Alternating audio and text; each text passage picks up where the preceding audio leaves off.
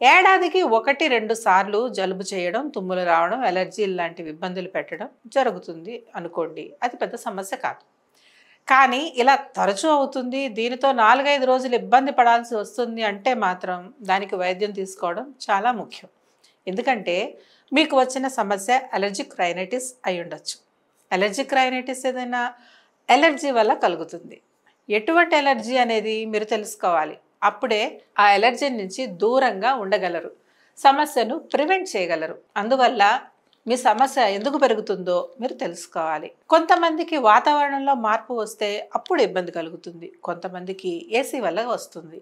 అంటే ఏసీ ఉన్న రూమ్లోకి రాగానే వాళ్ళకి తుమ్ములు మొదలవుతాయి, జలుబు వస్తుంది, ముక్కులో నుంచి నీరు కారడం మొదలవుతుంది. ఇంకొంతమందికి పొల్యూషన్, దుమ్ము, ధూళి వంటి వాటి వల్ల వస్తుంది. డస్ట్ ఎలర్జీ అనేది తరచూ కనిపించే సమస్య. ఇంటిని శుభ్రం చేస్తున్నా, లేదంటే ఎప్పటి నుంచో మార్చకుండా ఉన్న కర్టెన్స్ ముట్టుకున్నారు, చేంజ్ చేద్దామని ప్రయత్నించారనుకోండి, వెంటనే మార్పు కనిపిస్తుంది. తుమ్ములు, జలుబు, కళ్ళు ఎర్రబడడం ఇలా ఒకదాని తర్వాత ఒకటి వెంటనే బయటపడిపోతాయి. కొంతమందికి ఏదైనా స్ట్రాంగ్ స్మెల్ చూసినప్పుడు కూడా ఈ ఇబ్బంది కలుగుతుంది. ముందు చెప్పినట్టు ఈ సమస్యతో బాధపడే వారిలో కళ్ళు ఎర్రబడతాయి, దురదలు వస్తాయి, తుమ్ములు, జలుబు ఇబ్బంది పెడతాయి.